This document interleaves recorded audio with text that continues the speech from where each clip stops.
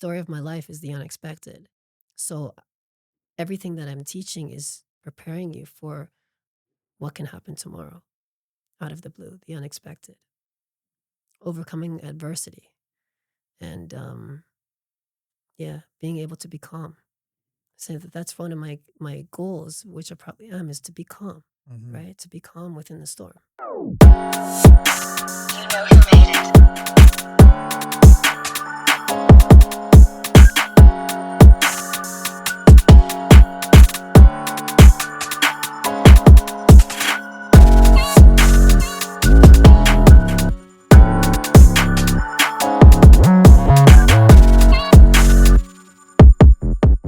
Welcome back to the Wealth Easy Show, where we talk all things wealth, health, and real estate. Today, I have a very special guest for you. My guest today is a 5-time award-winning inspirational speaker, a transformational coach, a mental health advocate. He's been featured on Fox News, CTV, and ABC News. His talks inspire individuals to live with love, courage, and authenticity. Widely recognized as Warrior Warren, please welcome to the show, Warren Falkenstein. Welcome to the show. Thank you. Thanks for having me, Rajan. It's great to have you. So I know most of your life you've dealt with mobility and emotional issues. Please give my listeners a 2-minute bio of yourself and what it's like to live on a daily basis in your life. It's challenging. Yeah. It's challenging. And every single day, I need to make a choice to keep going, find reasons to keep going, find purpose in my pain. And even this morning, I would love to have stayed in bed, right? My body says one thing, my mind says something else. If I have to constantly find ways to create, to inspire others, and the more people lives that are touched helps me to keep going, the more feedback. It's not that I'm after the feedback, it's about the impact.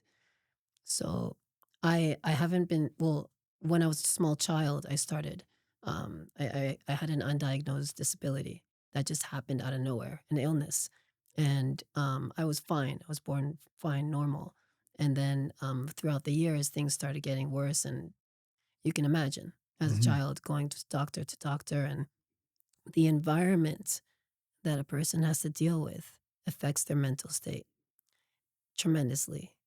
And if it wasn't for the spirituality and being treated differently, like normal from my other friends, saw me for who I am, I don't know if I would be here today. You know, we all grew up with masks and we struggle with our own issues. And you spent years hiding physical challenges. I mean, I myself have dealt with my own struggles. I've dealt with a weight issue my whole life. I grew up extremely obese. I was almost 250 pounds when I was 15 years old. I was bullied. I was mocked. I was ridiculed. I would go home. I would cry. There was times where I wanted to take my own life uh, because I didn't like the person that I had become. And then, you know, one day I got into grade 9 and I cut class. And I was walking down Yonge Street and I saw this massive muscular guy sitting out front. It's the second week of September. It's a warm day. And I was just amazed. I've never saw a guy with big arms like so muscular. And he was selling gym memberships. I was 15 years old and he's selling gym membership for New Gold's Gym. And I was working part-time at the time. And I joined up. I had $2 in my pocket and I signed a contract for $2 promising to make monthly payments. That was the turning point for me that I no longer wanted to be ridiculed. I didn't want to be bullied anymore. I wanted to lose all this weight. I wanted to be recognized. Can you take us back to the period for you, what it was like living behind your mask, and when you finally made a decision to remove that mask and share your story with other people? Thank you for sharing all of that. It takes a lot of courage to share your story, and I appreciate that and that change. I never liked being pushed around in my wheelchair. I don't think anyone likes being pushed around. And having a view from down there all the time, and just Mm. there was a part of me that was there. I didn't like being dependent. I wanted to be independent.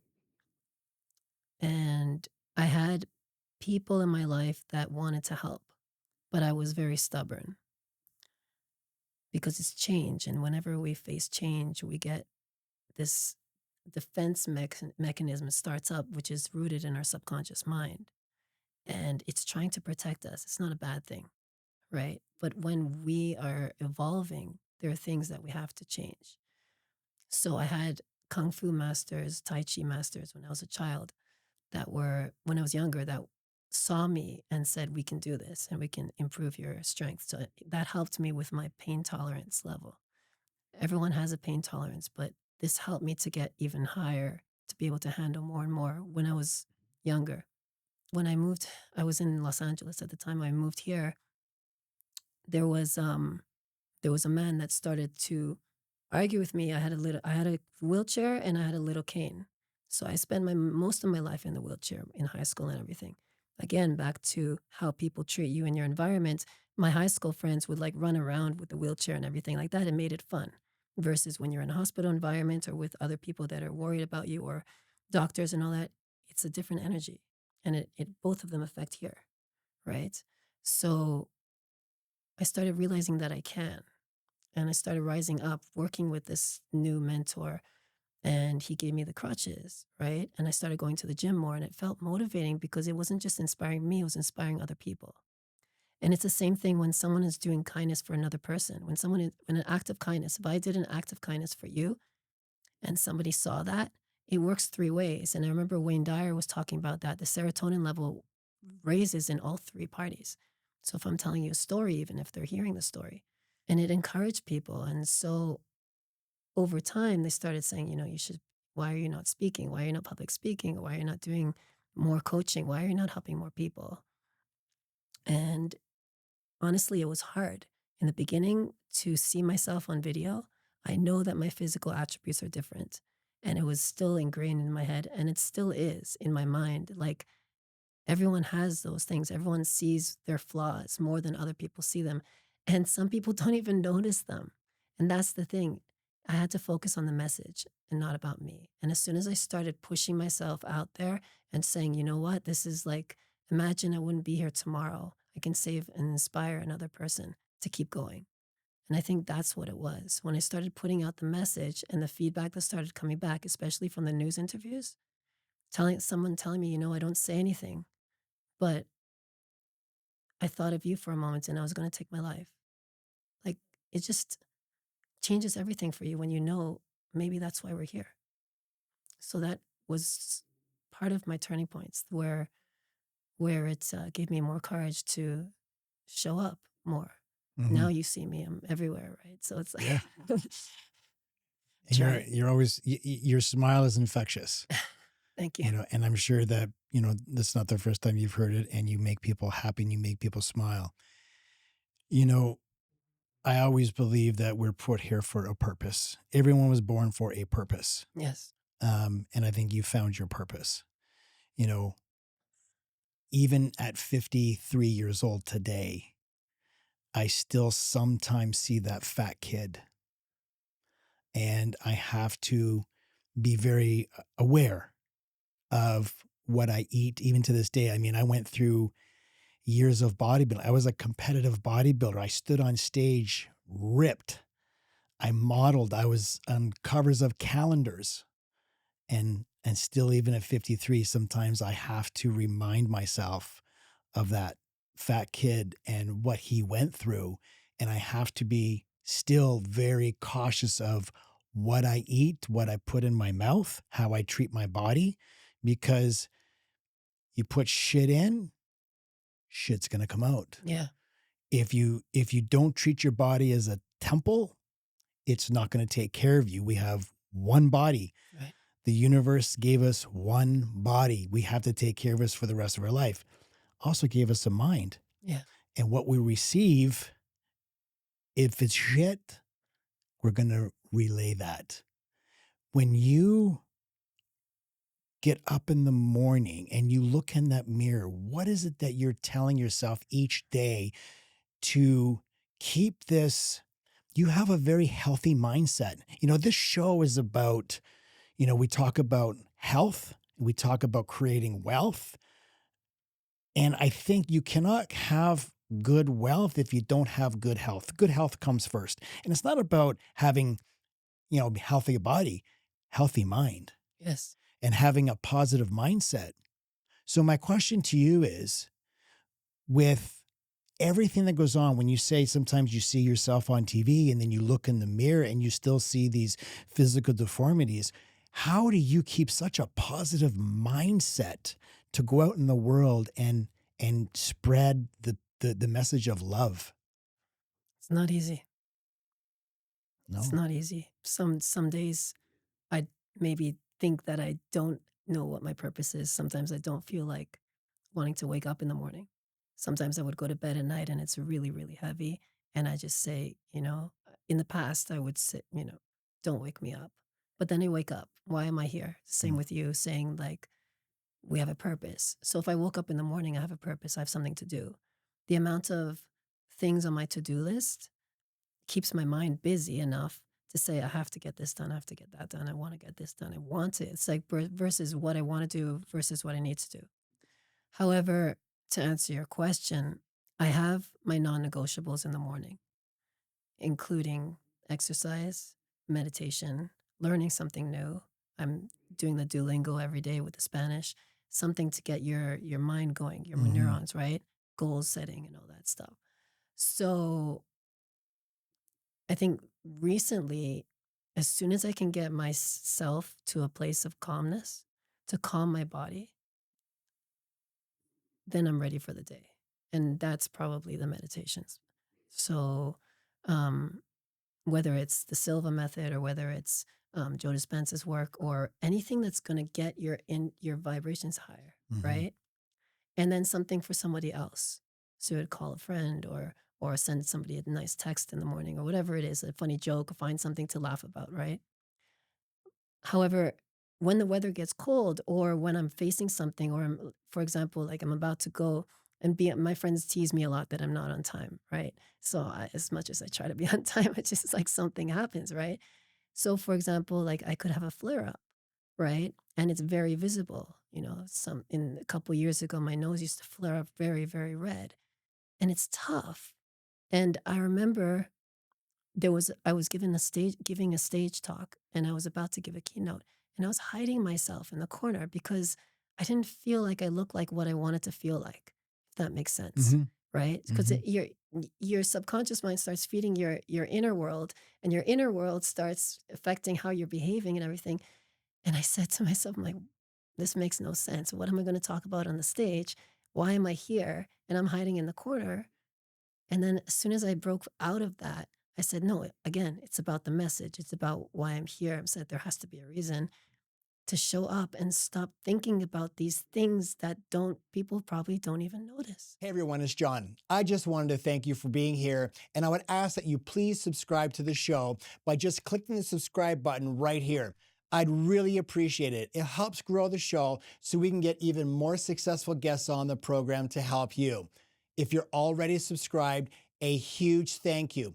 When you subscribe, you're going to get access to the program before anybody else does. So if you would, just click subscribe right here. Thanks so much, and welcome back to the Wealth Easy Show. Was there a specific moment in time or a person that made you consider being more open about your story? Do you remember what that aha moment was? I think it was more about deeper conversations that I was having with people and sharing more vulnerably. When I was more vulnerable on stage, sharing things that I've never shared even with my family. Mm. For the first time, I would tell people, I would just say things on stage. And then once it's on stage, then it goes public, right? Mhm. And it's just those moments where you're brave enough to just show up in everything you've got and give everything you got, but just be so real. I don't like scripting. I always speak from the heart. I prefer that. If I have to script, for a reason or whatever, give numbers or something, right? Facts and things. But it just started coming out and I just started sharing. And I realized like we're all in this together. We're all human. We all have these pain points. My pain is not necessarily worse than yours. You may be dealing with the weight thing from when you were younger and it still surfaces. And I may have lost some of my fingers and maybe struggling in the morning to walk, like to get out of bed, or the pain was at level 3, like this morning was maybe probably like 6 or 7. I have every reason in the world to cancel today or not to show up today, right? And there's ice outside. And, if any doctor knew what I was doing, right, they're like, why are you even going outside? You shouldn't even be living here, right? But it's not to be compared to. Pain is pain. And I think once I realized that, everyone has their own journey that they're dealing with, right? But the more that we share it, the more that we're out there and sharing what it is that we're going through, it's just going to help another person to get through something. And you don't know. And John, I think like it's the people that don't say anything that are getting inspired the most. There are people on your podcast that are listening, but don't comment, don't like, don't say anything, but they're hearing, they're watching. And then maybe one day they'll say something, but maybe they won't. But I think it's the quiet ones that help me to keep going as well, because I know that they're out there, because some of them have come forward. And I think the more vulnerable we are, the more relatable we are, the more we can help another person without even knowing. I heard one of your talks, and in your talk you mentioned about you were on a plane and you had a corrective cast on your foot, and because of the, I guess, cabin pressure, that your foot started to swell. Mhm. And I remember in your talk, you said when you got to the hospital, the doctors in front of your parents and in front of you said, start making arrangements. How old were you then? I was a young teen or younger. Oh my God. Yeah, it was probably grade 7, 6, or younger. I'm not sure. What was going through your mind at that time? I was irritated because I didn't believe it, Mm-hmm. and he was upsetting my family. Mm-hmm. That was, I think, the first thing that went through my mind. I didn't really understand as that age what exactly he was saying. I just saw the pain around me, and it didn't make logical sense. However, if I didn't have the foundation of the spirituality and the mindfulness stuff growing up that helped me to overcome this from an early age, somebody else in that situation would have freaked out. It's like telling somebody you have a severe diagnosis and all of a sudden it gets in their mind and they start freaking out. And then the stress kicks in. And if the stress kicks in, it's going to make whatever illness or pain or whatever you're going through worse, because the stress, influences our bodies.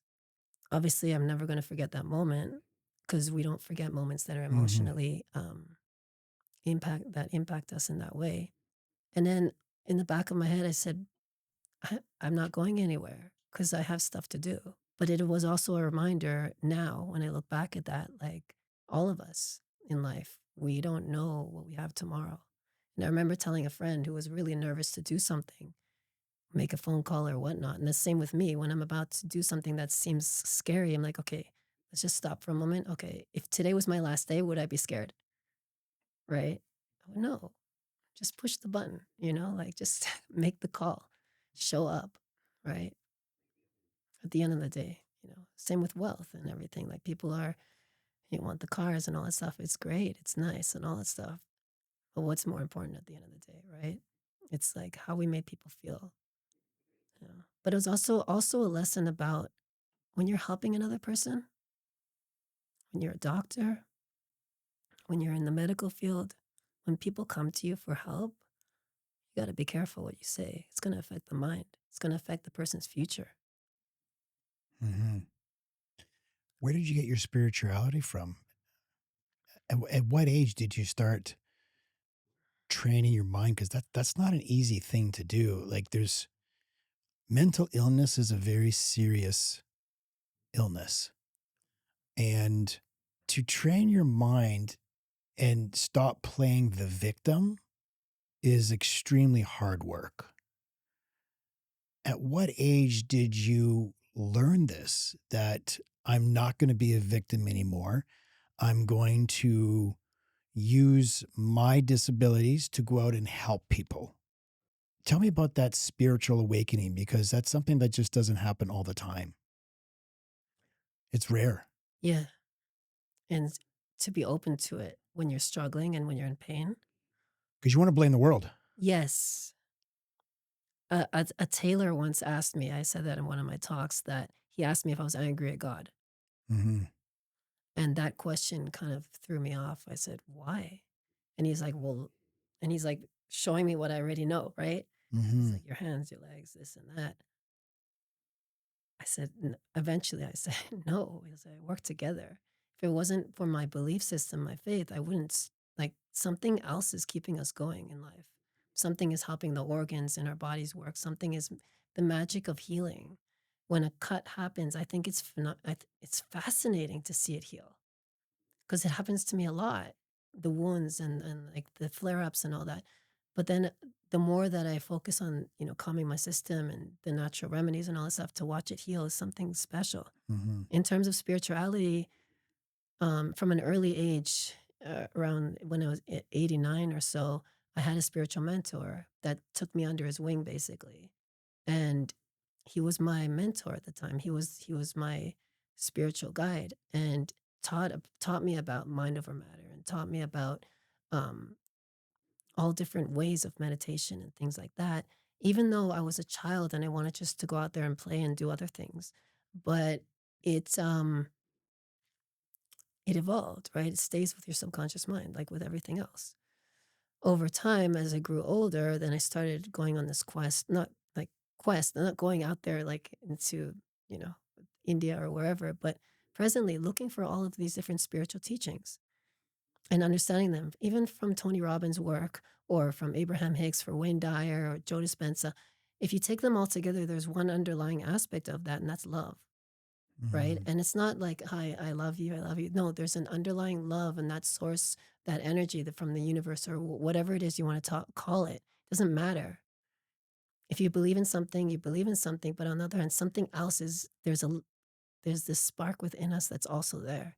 And I think when I started realizing that, I started to see myself a little bit differently, but also to, like, to hold my own hand, if that makes sense. To see yourself as a little child when you're going through something and to say, okay, wait, I'm here, and so is God, or wherever you believe, Jesus, or Mm-hmm. could be a loved one that passed. Sometimes I call on my grandmother when I'm stuck. Like, just say, where are you? I need you right now, right? Because you have that emotional connection to it. Does that make sense? Yeah. How has the meditation helped? Because I started getting into the meditation. I read Did Silva Mind Control. I read that book. I have it on my audiobook. I've been listening to Vinesh Lakiani. Yeah. He's a student of Silva, and I've been I get up at 4:30 and Good. I get into I'll go to my office and I put in my earbuds and I try to get into alpha and I listen to some meditation tapes and I have found I wasn't buying into it until a very good friend of mine started talking about meditation to me and the power of it. And I didn't know this, but my wife was secretly kind of studying this and never brought it to my attention until one day my buddy's over. We're sitting in my cigar lounge and we're having a cigar, and she comes in and I said, "Hey, babe," I said, "You ever thought about meditation?" And then she heard my buddy started chatting about meditation and what it does. And he said, it has completely changed his life. He's been doing it for about a year. He says it completely changed his life. And I couldn't understand how until I started to meditate. I would say probably like October, November, I started to learn how to get into alpha and then learning how to meditate. And the one thing that I learned about my meditation is gratitude. Being grateful for what you currently have today. Meditation is good. Everybody wants more. But being grateful for what we have today is so important so that you have this ability to receive more. I'm healthy. Thank God. Thank you. Um, don't drink. I like my cigars. I live a very healthy life. I'm in the helping people business. I'm in the wealth creation business. I help people. That's what I love. This is my purpose. My purpose is to help people create wealth. And I love what I do. But we always want more. And the first thing that I have to ground myself and be grateful for what I currently have, because there's a lot of people with a lot less. Yeah. How do you find it each day to be grateful, like during your meditations, to find something to be grateful for? Because it's hard, man. It's hard because, there's a lot of people out there that are in better conditions and better spirits than you, but their mind is not as healthy as yours. Where do you find that strength that my listeners can hear from you and learn to be grateful and not to give up? It's a good question. We resist it so much, the meditation, and my mind is busy and thinking about other things. I can't meditate. I can't do that, but it works wonders when we quiet our mind. If we look on the news today, just even last week in California, for example, or anywhere in the world, helps us to put things in perspective and be like, I'm so grateful that I'm gonna have to deal with the snow, right? Or in whatever's going on here in Toronto. You can look at somebody else and see them suffering. I'm not sure where I heard it today or read it. Something about there's 3 places where helps people to put themselves back into perspective. One was a prison, helps you to see with freedom, helps you to reconnect with freedom, to be grateful for your freedom. One was a funeral, to remind you that life is temporary and that we should hold on to every moment. And the first one was a hospital, I think, if I remember correctly, but it works. You go in a hospital ward and you see people in their last breath or suffering, going through something, and you're complaining about what? You're allowed to complain. People say to me that you can't complain. I can't complain to you. I mean, like, look, I'm like, no, I want you to complain to me so I can help you to rise up and get out of it. The thing about meditation is that there's so many different teachings. There's so many different ways. You got to find something that works for yourself. Yeah. What works for you. And at the end of the day, if I ask you, you wake up at 4:30 in the morning and you do a meditation for what, an hour? 20 to 30 minutes. Okay. And you feel good after. Yeah. For how long? I say most of the day. That's good.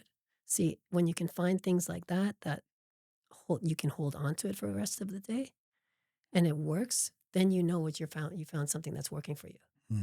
And it could just be playing music really loud in your car, right? That's therapeutic for some people too. Exercise, all that stuff. You want to get your energy up. You want to get your vibrations up because then you're starting to feel good. Then you affect everything around you. Then you're able to make better decisions, right?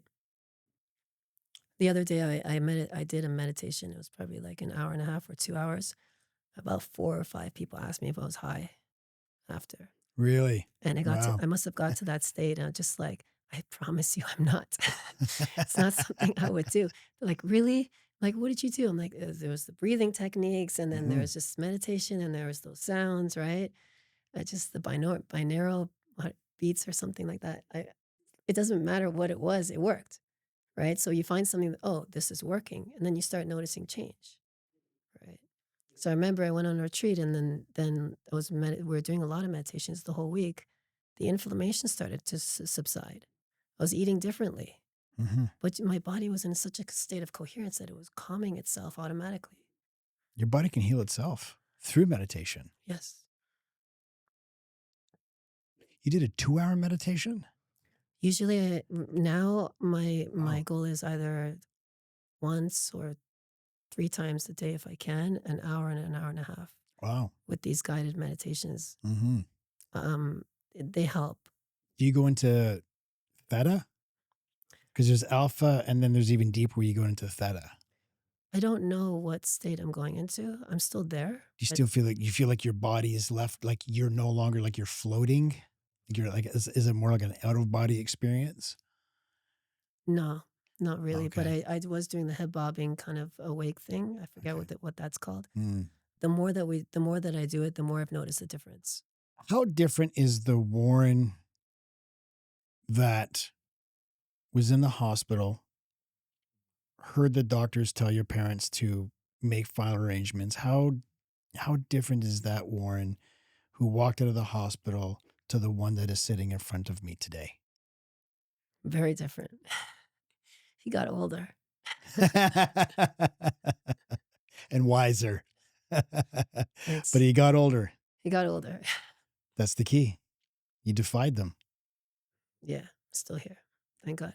It's very different. I think we learn from that, the past, even though we hold on to it.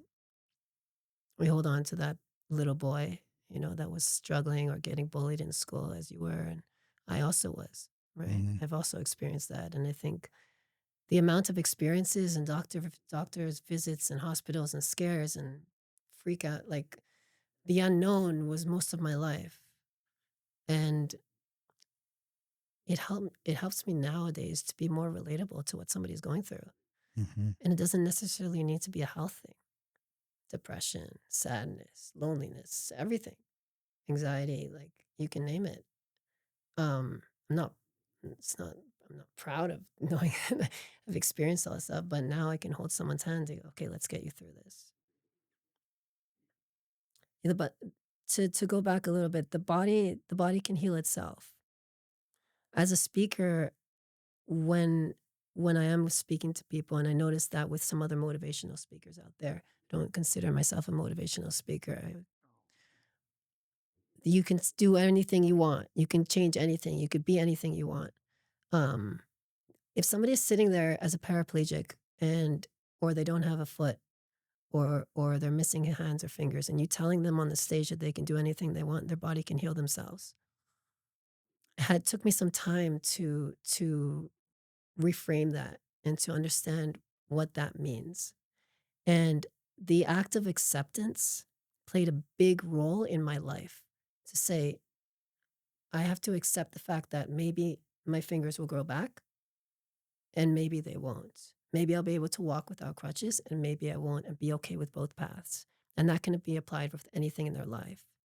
But when someone tells you that your body can heal yourself and you can do anything, yes, miracles happen. Yes, there's stem cell treatments, and yes, there's all these kind of new technology coming out there, but it may not be how you want it to be or how you visualize it to be.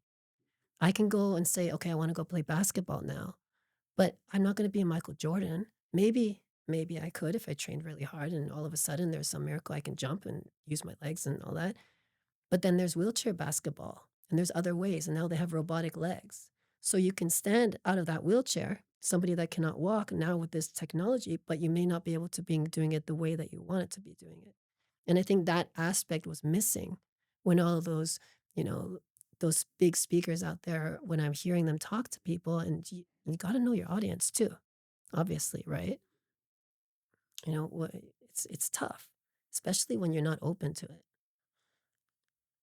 So the that Warren back then, he was still learning, and he's still learning today. So I think there's still that commonality. Yeah, we're learning every day. Exactly. You know, how do you prepare for a talk when you get up there? You said you don't like scripted. Is your message pretty much the same all the time? No. No. Is it audience focused? Yeah. What is, for people that don't know you? Um, tell my listeners, when you give a talk, what's the inspiration behind it? What's the message? I know you're about love and living with a purpose, and everybody has a life purpose. And if we can learn to love, I mean, that's the first part in healing, is first loving ourselves and then being able to love others. Tell my listeners how you prepare for a talk, and when you go out there, what your message is. Usually before I prepare for a talk is I get into a state, meditation or, get my energy up. Prior to that, I would really want to understand who I'm talking to, Mm. what they're going through, where their pain is. And I may not have all of those answers, but usually what I do is before I talk is I scout the room and I start to have conversations and just feel what's going on. If this talk doesn't need to be scripted, at least I have a story to start with and something that's relatable to everybody. Just feel the crowd and feel whatever my decides to say. At the end of the day, it's how they're going to feel afterwards. And whenever we're talking, and if somebody's listening to this podcast, for example, our mind's drifting here and there, but our subconscious is listening, right? So I may say some things that are like, a little bit new, but a lot of us know already inside of us what we need to do, and it's what we must do. And you're right, it starts with the self love. And I do believe that there is a way to take somebody from a place of pain and fear and transform that to a place of love and healing. And it does start within in our inner world. And I think at the end of every talk that I give, my goal is that you have a little bit more strength or more access to tools in your back pocket to work on that inner world and be ready for the unexpected. The story of my life is the unexpected. So everything that I'm teaching is preparing you for what can happen tomorrow out of the blue, the unexpected, overcoming adversity, and being able to be calm. So that's one of my goals, which I probably am, is to be calm, Mhm. right? To be calm within the storm. You do coaching. Yes. You must have days where you have to get on the phone with someone and give them inspiration when you're not feeling it yourself. Does that happen often? Yes. How do you train your mind? How do you get your mind? Because people will feel your sincerity, or they'll feel that you're there, but you're not there. Right. So how do you prepare for one of those calls? And if you're not feeling it, like you could be one of those days where you said your pain could be a 6. Yeah. Let's talk about that pain for a second before you answer that question. When you say pain, is it from this? Was your disease ever diagnosed, or is it still undiagnosed? What Many aspects of it is still undiagnosed. really? There are some thoughts of it being one thing or another. Mm-hmm. Part of me was thankful that it wasn't labeled. Mm-hmm. Because if it was labeled, then we start getting in our head and be like, okay, this is the problem. This is focus on that, and oh my God, I have this, right? Versus being unlimited, because you're not limited to what a label and what that is. So when I was growing up, that was my thing. That I was just thinking about that a lot. Being like, okay, I'm not. They don't know what it is, so I can just, you know. Um, on the other hand, you want a cure, right? So if you know Yes. what it is, then you get a cure and everything. But back then, no, they didn't know that, especially as a child. Let's try this drug, let's try that drug. And, now when you look back, like, oh, wow, the side effects are still kicking in, right? Jeez. So in terms of pain, like physical pain, yes, it comes and goes and there's different aspects of it. And if I work out, right, lifting weights and all that stuff, right, it's going to throw off obviously they get bigger, your muscles, right? Mm-hmm. Obviously. But then it affects the crutches, because then it's they're different, right? They're moving different. Mm-hmm. Then my body has to adapt to it. And the whole thing, it's just like chain reaction. But I'm trying to, if I'm having a day like that and it's and I can barely move, right? And I've taken all of the anti-inflammatories and natural remedies or whatever it is. If I have a call, if I need to cancel the call because of that, because if I'm not in a good state, for example, I do energy healing work as well, right? So we have to get ourselves into a state because you're helping another person. Mm-hmm. Recently, what I've noticed is that once I start having the dialogue and having the conversation, my mind starts taking it off. My mind just stops thinking about my own stuff. Mm-hmm. And I'm able to do that, and be there for somebody else to show up. Mm-hmm. And I think that's always been my thing recently, like maybe the past 5 or 6 years. I can show up at an event and be there and just go out no matter what I'm feeling or going through. And the reward, like to feel what I feel inside, but also the joy that you bring other people. And just, I love being around people. And that's where I get my energy from. Yeah. My friends know sometimes they're like, "Are you sure you're going out? Like, are you okay?" I'm like, "I'm great. I'm just happy to be out. Happy Yeah. to have this conversation with you, you know? So it's worth it." What's a typical day on a pain scale? Do you ever get a day where it's like a zero, like you're great, or is it every day there's something? Yeah, there's days where it's zero. It could be. Yeah. I think the more that my body's at ease, Mm-hmm. my body's constantly in fight or flight. Yeah. And my mind was also always on defense and always in fight or flight or whatever. And I think that's why the meditation helps so much, Mm-hmm. because then it calms both. Your autonomic nervous system calms down, you start feeling better. So when you're on a call with someone, what do you say to get them stop feeling sorry for themselves, stop trying to play a victim, and bring them to that mindset that they have a purpose and what they're going through is temporary?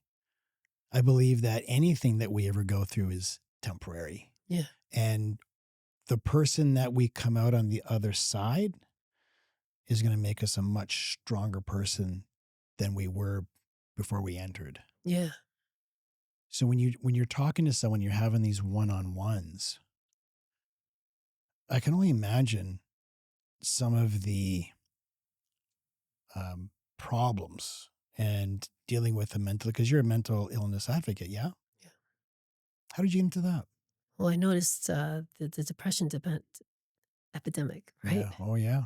And the Yeah. loneliness epidemic. Yeah. And Especially around the holidays. You find that? yeah, I Yeah. also have that. Yeah. Even when you're surrounded by people, you can still feel lonely. Is your family still around? Your parents still Yes, around? thank God, thank God. Yeah. Okay, good.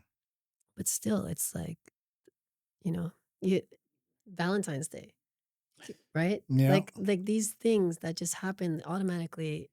Some people can really, it really affects them. Not everyone's dealing with it the same way. I think that's just a day it's a commercial day. Yes. I listen, I don't believe you need a day to express your love to your partner. I think that is a day. It's a commercial day for flower shops and chocolate places to make money. Yeah. And restaurants. I don't buy into that. But still, But maybe still, it's a reminder, absolutely. right? But then there's the loneliness, there's the depression, there's like, Yeah. there's a lot of people that are suffering in silence. And I don't like that. Well, look at Robin Williams. Right. And I think that your question earlier, what made me be so vulnerable was that someone else hears that they're suffering in silence. I suffer. I hide my pain a lot. Mm-hmm. I'm good at it. Right. I used to hide my hands a lot too. Like I'm good at that, hiding, but it's not benefiting me. Right. Obviously, depends on how you're going to be sharing it and to whom. Because I don't want a pity party either. The only reason I'm sharing it is to empower you and inspire you. Be like, okay, if I can get through this, you can get through that. Mm-hmm. Right. Mm-hmm. When I'm in a call with somebody, there's a discovery call that we start with, and it's intense. Works with the subconscious mind. Yeah. And the subconscious mind is very interesting of how much stuff is in there. Sometimes at the end of the call, we're crying together, and it's beautiful. But I think one of the questions I would ask is, what is it that you need to do that you must? That you must, but you're not doing it because you don't want to, but you need to. Even my friends tell me, that they keep giving me these reminders, right? Like, why haven't you done this yet? I'm like, I know. It's like, why don't you go on a podcast? I'm going that on Monday. Here we are. They're there. Yeah, here we are. I said, but there's things in our gut, in our heart that we know that we want to do it, but we also know that there's things that we have to do deep inside. Not saying like have to, like taxes or something, but have to, like, in order for us to break free from our inner world that's subconscious or whatever is holding us back from being something. We're not happy. We're not making progress. Tony Robbins says that all the time. Progress equals happiness. If we're not creating, how can we be happy? Like, if you want to talk about spirituality, if we're created in the likeness of God, as in the Bibles or whatever they say that, then we are also a creator. And it feels good when we're creating something. Sometimes you can watch a movie and you feel drained, right? You don't feel rested after that. I mean, it depends on the movie. It could be funny or whatever. But if you're lying on the couch all day and everything, yes, of course you need rest. But it doesn't give you that same thing as, oh, I created this. Do a puzzle, do a coloring book, whatever it is. Like, it helps you to start creating something, and you're making progress with something, if that makes sense. Mm-hmm. He always says progress brings happiness, because you're constantly in motion, right? To move something. When we're depressed, Jim Carrey said something about that. Like, your body needs to depress or whatever it is, right? Mm-hmm. To break free of that. If somebody's going through a really tough time right now, they need to know that they're not alone. And Right.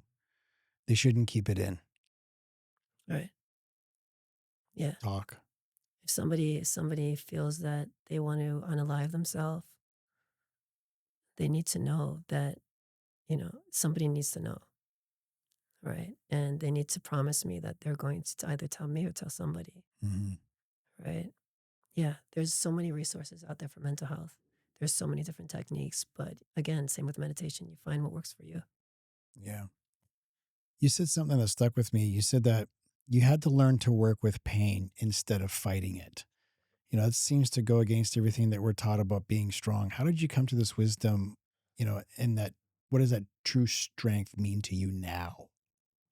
You use your pain as strength and motivation. You're not one to go, oh, poor me, or I can't do this today because of my pain. You're still out there, and unless it's like at a point where you just aren't able to get on a call because it's that bad, but you use your pain, you turn it around and you use that as your strength to help others. Like,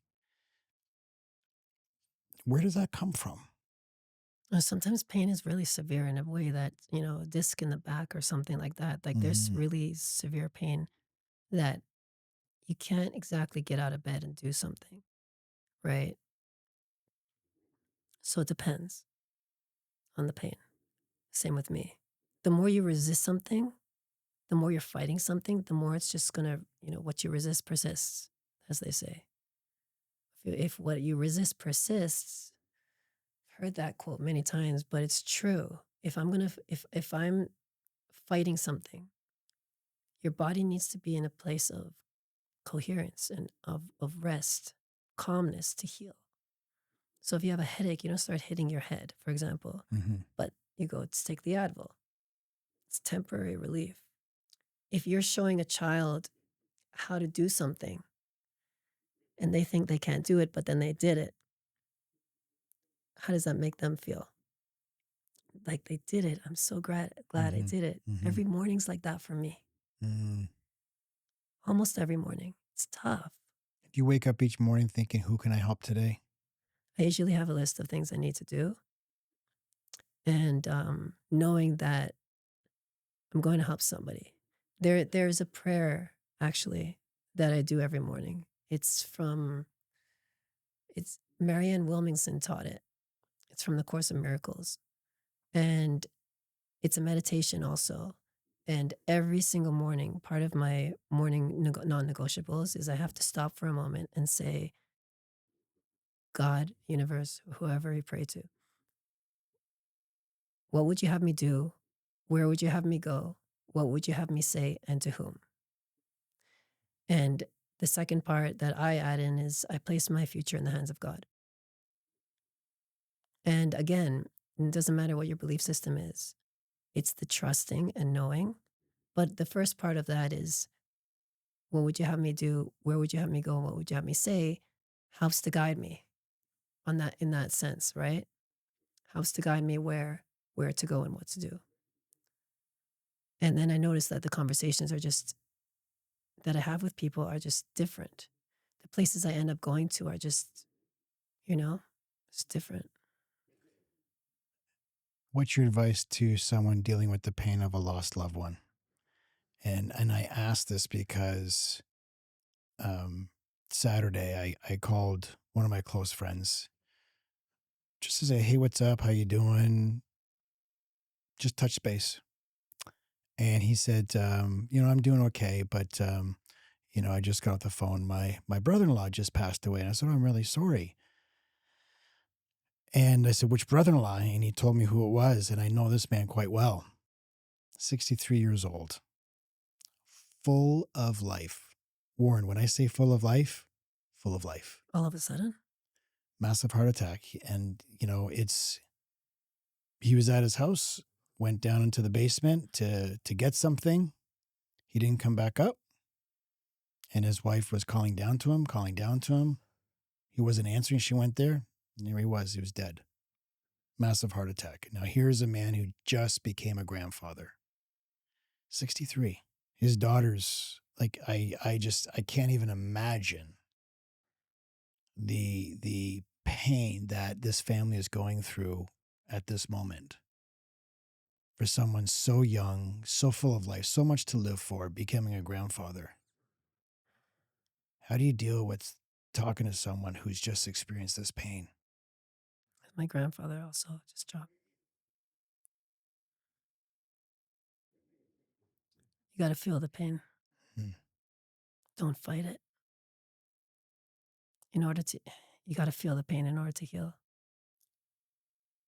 And it's okay to grieve and cry and go through it. Grieving is healing. But that is going to hurt.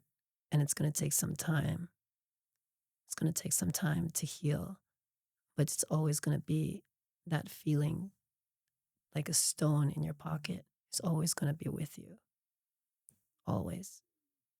And yes, focus on the memories. Focus on everything that was great. And these things happen. It's just, there's no words. It's painful.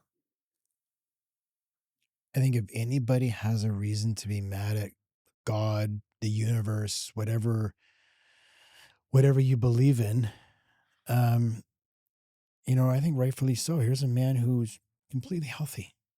Yeah. And I think if anyone has a right to be angry at God and blame him, is them. Yeah. Because you question why would God do this to us? Why would God take this man from me? I knew, my father, my grandfather, an incredible soul. Yeah. There's just so many questions that I think just go unanswered. Yeah. And I think this is the pain that people deal with. Why? Sometimes we go through things and we'll never know why. Mhm. Sometimes we end up looking back and be like, oh, that's why. But when Yeah. it comes to death and when it comes to the shock of the unexpected, those kind of things, it's a shock to the system. But the pain that we feel emotionally, I'm not going to say it's going to be okay. I'm going to hold on to that. But you're going to still be okay. You're still here. You're going to still keep going. And it's going to be difficult in the beginning. And that person that left you, that loved you, that was with you, that you loved them is still going to be with you if you believe in that. And you call on that. Whether it's a loss, like somebody can lose an animal, they have the same, they feel it, right? The same pain. A loved one, a father, brother, whatever it is, right? A good friend of mine took her life a couple months ago, right? Sorry. Thank you. And we're still, our whole group is still, we don't know. Same thing, same question you just asked me. Like, you don't, why? How? And it was obviously suffering in silence. We didn't know. Nobody knew. And then you wake up, or this situation that you just shared with me, if you're, it's tough. And we're going to go through hard things in our lives. And these hard things that we're going to go through in our life are going to be devastating, and they're going to be hard, and they're going to be painful, and there's going to be heartbreak, and there's going to be sadness, and there's going to be pain, but there's also going to be joy. And you're still here. That means, we're still going to move forward. But you can still you're still going to be able to carry that in your back pocket, and that like a stone, that pain is still going to be with you. Doesn't mean that you can heal from it and be gone from it. You don't want to. You want to hold on to that. And then one day, maybe you're going to look back and you're going to help somebody through it too. But grieving's important. I remember something happened that it was actually like my first dog passed away. We had to put him down, and it's tough, obviously. Mm. But it was the first time I went through that. And then I gave a workshop 2 days later, and I had to be there and hold space for everybody and give a whole talk. And I just went through that. And what I just saw was something I've never seen before in my life, right? This is an animal that you love. And do you have pets? Yeah, I have a little dog. So you know Oh, the love. this dog to my wife is her daughter. Right. It's her furry daughter. Like, this dog just loves my wife. Will follow her into the bathroom. Will follow her into the bathroom. I could be home, and if my wife goes out, our dog Mia, she's a Yorkie. Oh, okay. She will go and she will sit on the bench right by the front door, and I could be home. She don't care.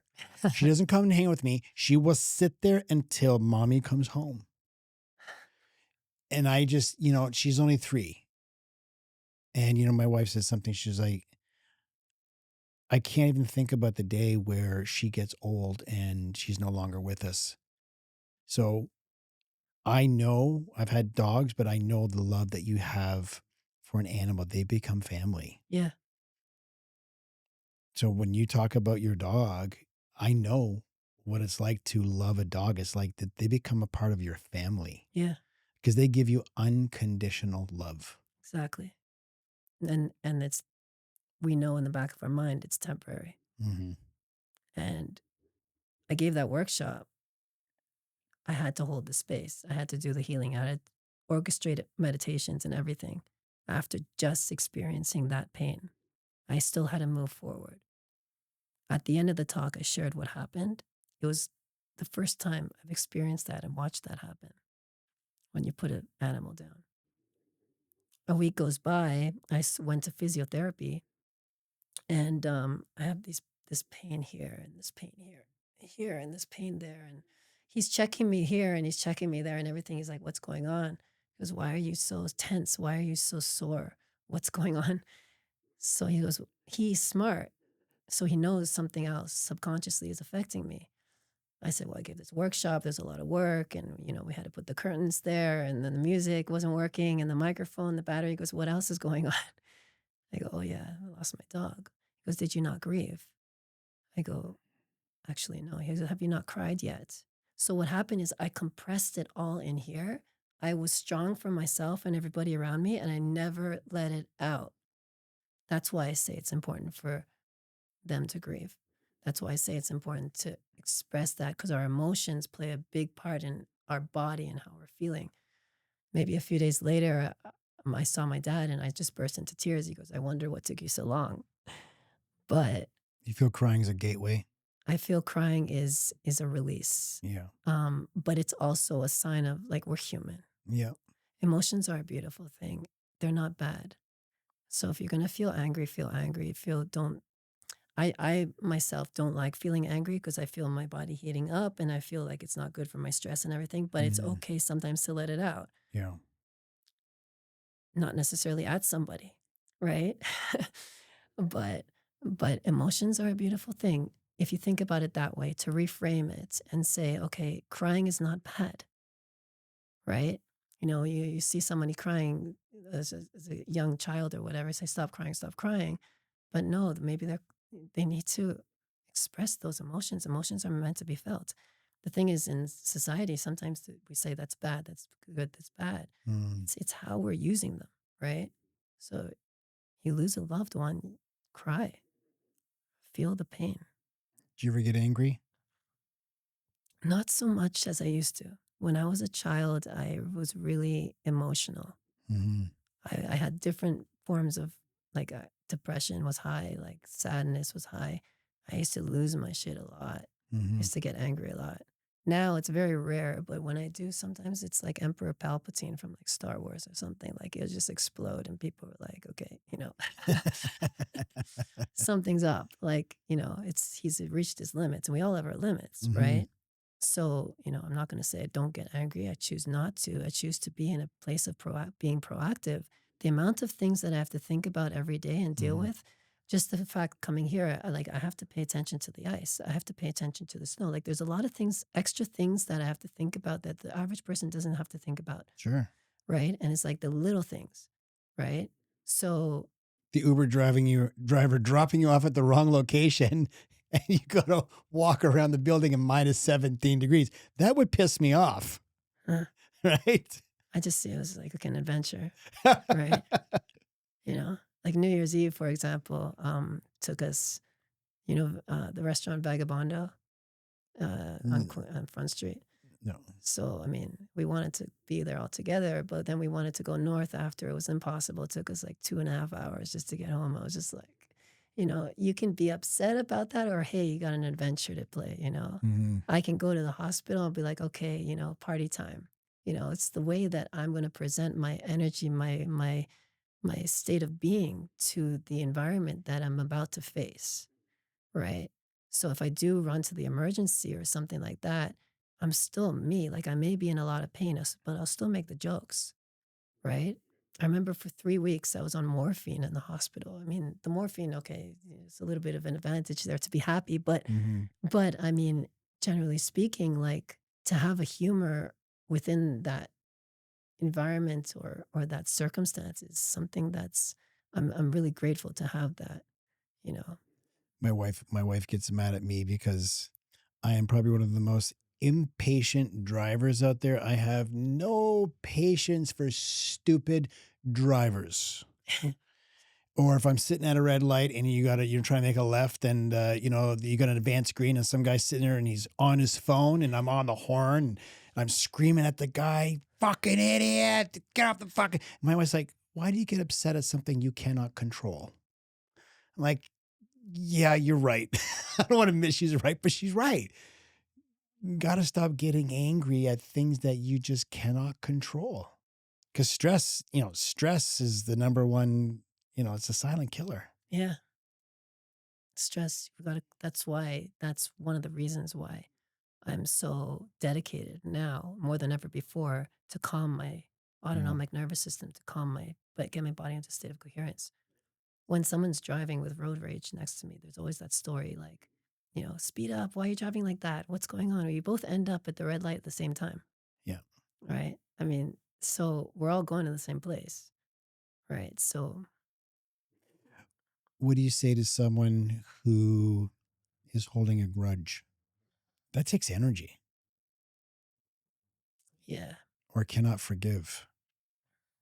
yeah, I'm sure there's a lot of my listeners right now that are going through something where someone pissed them off, a family member may have pissed them off, a child, and they've done something that they cannot forgive them for, or they're holding a grudge against someone. It could be years. Speak to my listeners if someone's going through that right now. people are going to do things to people in this lifetime. It's what they do. We know that hurt people hurt people. Yeah. People do things because that's what they knew at the time. They think that's the right thing, but they hurt somebody else. I want you to repeat that again because I've heard you say this before. Hurt people, hurt people. Yeah. Hurt people hurt people. Yeah. Somebody is either coming from a place of love or they're coming from a place of fear. That's it. So if a mother and a child are having a disagreement or an argument or whatever, if you can imagine the person that's upsetting the other person is just coming to them crying like a little, again, with that analogy of a little child is crying, they want love, and they're hurting you because they want love. We're going to get hurt. I've been hurt. Recently, I've been hurt by, people's actions, but we can control how we react. That's true. Forgiveness will set you free mentally, emotionally, spiritually.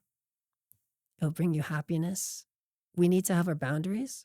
We need to have our, obviously our self boundaries and our dignity and all that stuff, right? And our limits for sure of how we're, to respect ourselves.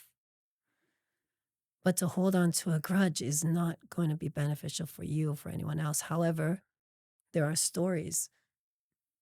There are severe stories out there, like bad ones that I've heard. I don't even know if it's true. It's online.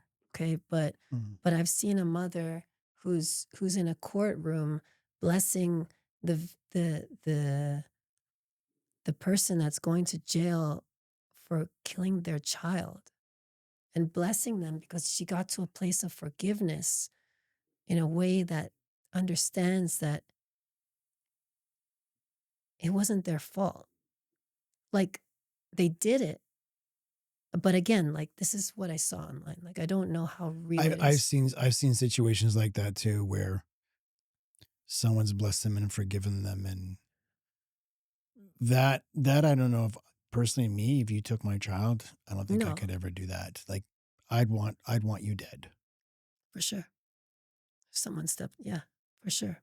Like That takes some strength, man. it takes strength. And I'm not saying to do that either.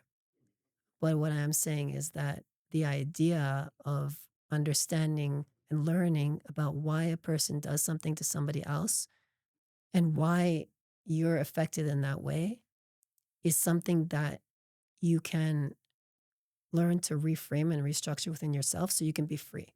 Mhm. So when I say forgiveness, to let it, I'm not saying let it go. I'm saying let it go from the grudge that you have on somebody else is holding on yourself. You're holding it on yourself as well. There's a spiritual teaching, and again, it depends on your belief system and it depends on what it is that you relate to. That when you're angry at another person or when you have a grudge or when you're fighting with another person, it's as if there's a sword hanging above your head, right? Because it's as if there's two-way judgment coming in from above, from here, and everything like that. And as soon as you release that and be like, okay, how can I deal with this in the most proactive way? Depending on the circumstance, context always matters for sure. If it's that example we just spoke about, then I don't know, right? I've never been there and I don't want to be. But I mean, there's ways of transforming situations. And again, if you're sitting there for 40 minutes meditating, or I'm sitting there for an hour and a half meditating, and I have a grudge with somebody else, right? Either we're not going to think about that grudge or we're going to feel too good within our system to even care about it. And again, you can go back to say, like, if that person died tomorrow, or if you're not here tomorrow, would it really matter? Right. But again, context, right? So, I mean, I don't know the search situation, right? You can say, we can talk about, I don't want to, but I'm saying like in Mhm. the wars, right? There's things that are going on Yeah. in the world and the wars that have happened in the past, like even this week, in the Middle East or whatever, right? I Yeah. don't, There's a saying, you know, if I were to give you $10 million today, but you don't get to live past tomorrow, what would you take? I've never, ever heard someone say, I'll take the 10 million bucks because life's just too important. yeah, I think life's too important to waste it on energy going to the wrong places. Like carrying a grudge takes energy yeah, and it's bad energy. You know, I've, I've held grudges and, not being able to forgive certain people in my life for certain reasons. And my wife is like, you have to let it go. You have to learn to forgive. And when you can learn to forgive, then you can move past it. It's bad energy. It's wasted energy. My wife has been a really good resource I'm glad. of good, you know, good support for me and a good person who is on, whispering in my other ear the things that sometimes I don't want to hear, but she's right. Right. Yeah. You've turned your challenges into a platform. You have a massive platform to helping others. What's next from you? Like, where do you go from here? Inspire more people in whatever platform and whatever way is possible, whatever comes, whatever's going to happen. And I'm open to it. So there will be some more speaking engagements. There will be some more podcasts. There will be, there will be courses. There will be books. There will be all of these things. They're coming. Yep. I just need to be patient with myself in the process, right? Mhm. I'm sure we're the same, that we want to get everything done immediately and like have everything out there, right? So I think patience plays a big part. And again, that how in the mornings when I pray, I just say, what am I supposed to be doing, right? What do I need to do? Who do I need to speak to? Like what? I don't know, right? And I think it helps me to not be so focused on controlling the outcome, but allowing it to happen. See who needs more support, Mhm. right? Especially now, technology is changing, the world is shaking. Like, Well, people need support. I love having you here today. Thank you. It's a And pleasure. you know what? I love you, man. Like I think what you are doing, coming from a state, your mindset from where you are, and using your disability to go out and help people. That's something that's really, it's selfless. You're going out there and you're putting other people before you. And I think that's bravery. And there's not a lot of people out there doing that. And for that, I love you for what you're doing. You have a very beautiful soul. And I want you to tell my listeners where they can find you if they are in a situation that they want to talk and they need to talk. Where can my listeners find you? Thank you for all of that. I appreciate this conversation as well. And this was really deep and good. Your listeners, you can find me at walkwithwarren.com. Walk with Warren is my brand name. And I'm on all the social media channels, basically. I mean, we'll see what happens with TikTok, but Well, Trump said he's going to leave it for now. Yeah. He wants to do a 50-50 partnership. But we're good in Canada so far. So far. Instagram, LinkedIn, what's your handles? Can they find you at Walk with Warren? Yeah, Walk on with Instagram? Warren, and everything Okay. should be on my link tree or my website, and I'm sure it'll be under the caption for this as well. Sorry, they can reach out to you, or they can reach out under the comments, right? Yeah. So we'll find you. Well, this has been really great having you. Thank you. Guys, this has been inspiring. If you are going through any tough time, if you need any type of help, or you want to have a conversation, if you're not sure to where to turn, please get in touch with my friend Warren at walkwithwarren.com. And this man, he's a blessing to all of us. Thank you for watching. Please share it and subscribe with your friends. That's all for today. Take care of your health and your wealth.